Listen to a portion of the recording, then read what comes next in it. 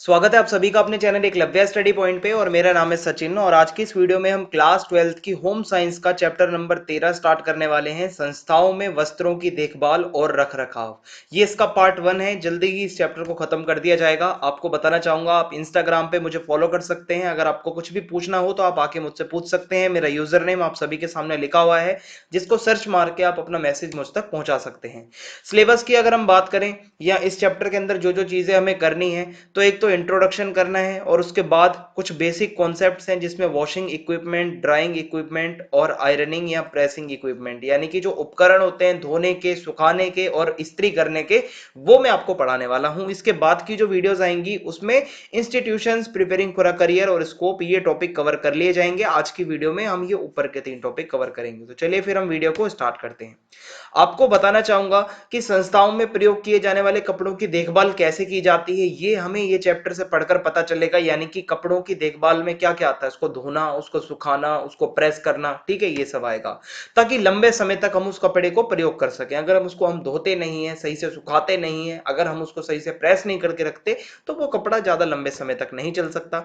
तो कुछ तरीके यहाँ पे इस चैप्टर में सुझाए गए हैं जिनसे कि हम अपने कपड़ों की देखभाल कर पाएंगे और रखरखाव भी कर पाएंगे। तो हमारा टॉपिक है वस्त्रों की देखरेख एवं रखरखाव के लिए प्रयोग में आने वाले उपकरण कौन कौन से होते हैं। ये आप सभी को बहुत अच्छे से पता है कि जब भी हम अपने कपड़ों की बात करते हैं, तो अगर आपको उसको रखरखाव करके अच्छे से देखरेख करके रखना है, तो आप उसमें से कौन कौन से इक्विपमेंट्स का इस्तेमाल अपने घर में करते हो।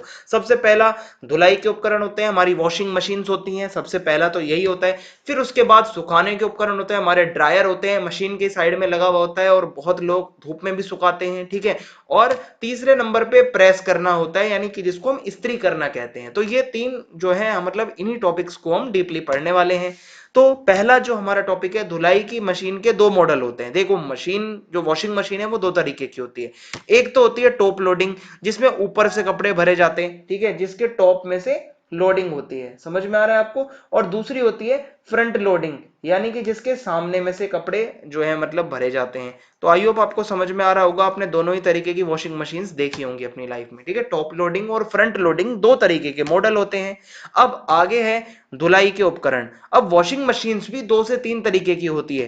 पहली होती है मैनुअली ऑपरेटेड, जो कि पूरी मनुष्य द्वारा उसको मतलब ऑपरेट किया जाता है। फिर होती है सेमी ऑटोमेटिक मशीन, ठीक है, जो आधी ऑटोमेटिक होती है और आधा थोड़ा सा उसमें काम भी करना होता है हमें।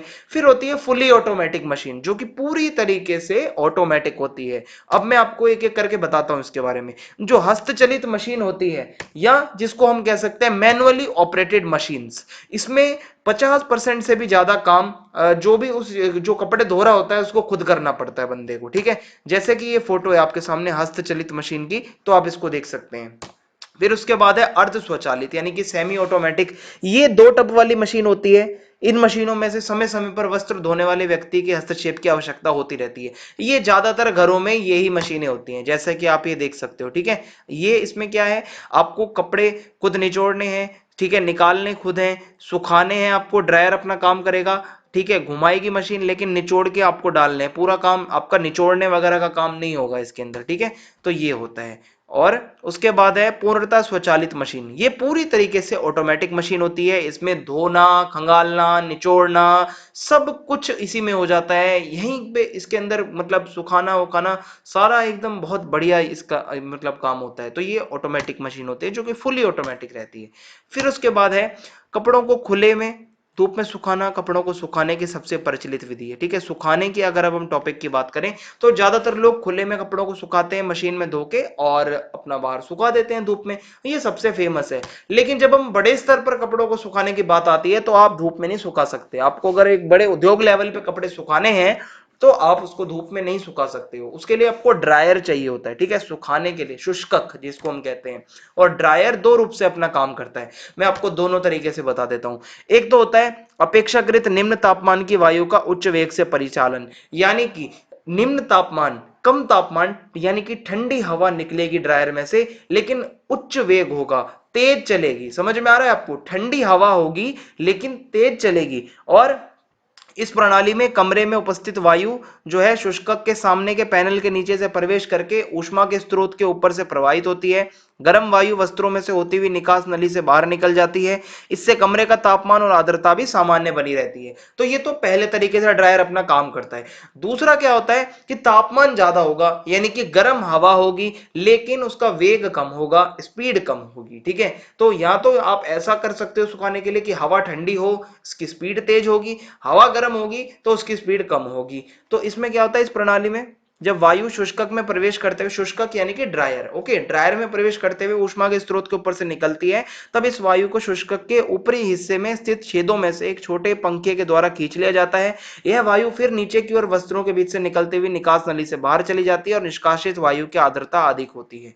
तो ये दो तरीके से ड्रायर अपना काम करता है, मैंने आपको दोनों तरीके से बता दिया है। अब है प्रेस करना। प्रेस हर किसी के घर में होती है, ज्यादातर आज के टाइम पे कॉमन सी बात है, इस्त्री करते हैं हम कपड़ों को।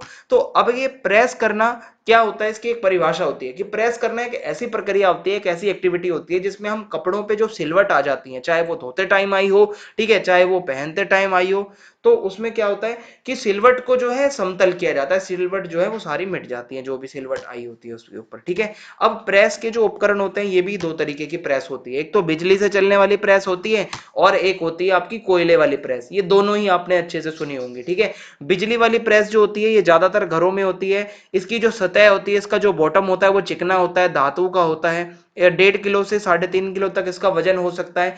वहीं कोयले के प्रेस की बात करें तो ये एक ढक्कनदार धातु के बक्से की तरह होती है, बॉक्स की तरह दिखती है, जिसके अंदर जो है जलते हुए कोयले के टुकड़े डाले जाते हैं जो कि इसको गर्म रखते हैं और फिर वो गर्म गर्म ही कपड़ों के ऊपर चलाई जाती है। लेकिन आजकल कई घरों में गैस से चलने वाली प्रेस भी आ चुकी है, तो ये अब प्रेस जो है लोहे वाली या मतलब कोयले वाली, ये थोड़ी सी अब कम इस्तेमाल होती है, यानी कि बिजली वाली ज्यादातर यूज होती है। तो ये हमारी प्रेस के भी दो अलग अलग मॉडल हो सकते हैं। तो आई होप आपको ये पार्ट अच्छे से समझ में आया होगा। जल्दी ही अगले पार्ट में कोशिश करूंगा चैप्टर खत्म कर दूं, ज्यादा बड़ा चैप्टर नहीं है। और चैनल को सब्सक्राइब करना ना भूलें, ज्यादा से ज्यादा कमेंट करके बताएं कि आपको ये वीडियो कैसी लगी, और चैनल को ज्यादा से ज्यादा शेयर कर दें। जय हिंद, जय भारत, बहुत बहुत धन्यवाद आप सभी।